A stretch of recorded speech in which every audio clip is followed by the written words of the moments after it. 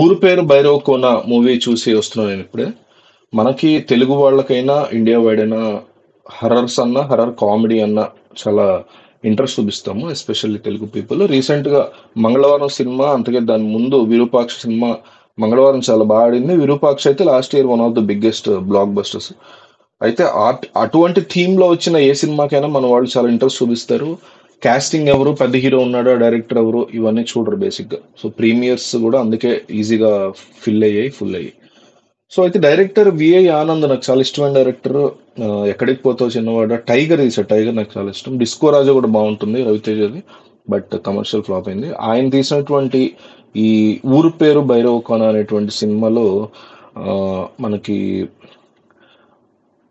Main drawback వచ్చేసి సినిమాకి VFX అని చెప్పుకోవాలి. ఒక మంచి కాన్సెప్ట్ తీసుకున్నారు, దాని ఎగ్జిక్యూషన్ లో ఇంట్రెస్ట్ క్రియేట్ చేయలేకపోయారు.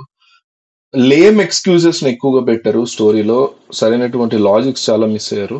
ఎస్పెషల్లీ విఎఫ్ఎక్స్ సినిమాలో అస్సలు బాగాలేదు. అంటే ఇంకా ఖర్చు పెట్టాలి విఎఫ్ఎక్స్ కోసం, ఖర్చు పెట్టాలా ఇంకా వర్క్ చేయాలా దాని మీద అనేది మనకు తెలియదు. కానీ ఓవరాల్ గా VFX is the biggest drawback for the film. BGM okay బానే ఉంది, సందీప్ కిషన్ కానీ వీళ్ళందరూ బాగానే చేశారు. బట్ కామెడీ బాగుంది.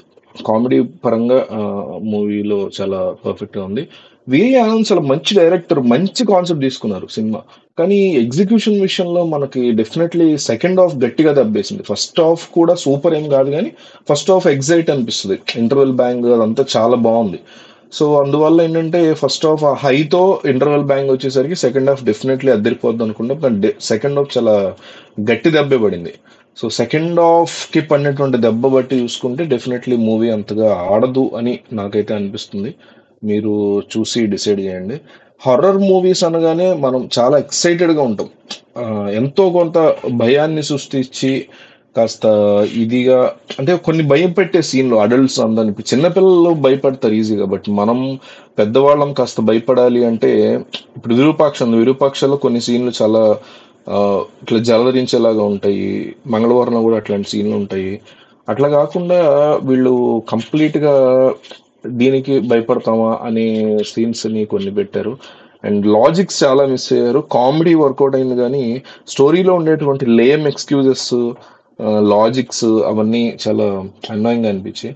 ఇంకా బాగా రాసుకోవచ్చు, మంచి కాన్సెప్ట్ తీసుకున్నారు కానీ దాన్ని ఒక మూవీగా మలిచేటువంటి క్రమంలో రాసుకునే స్క్రిప్ట్ ఏదైతే ఉంటుందో అది చాలా డిస్కనెక్టింగ్ గా అనిపించింది. సో డెఫినెట్లీ ఈ మూవీ జస్ట్ హారర్ డెఫినెట్లీ చూడాలి ఈ వీకెండ్ అనుకునే వాళ్ళకి తప్ప మిగతా వాళ్ళకైతే నేను పర్సనల్ గా రికమెండ్ చేయను. సో డెఫినెట్లీ నేను ఇది చెప్పినట్టే ఉంటుందని అనట్లేదు, కానీ ఇది నా అభిప్రాయం. సో మీరు మూవీ చూసి డిసైడ్ అవ్వండి.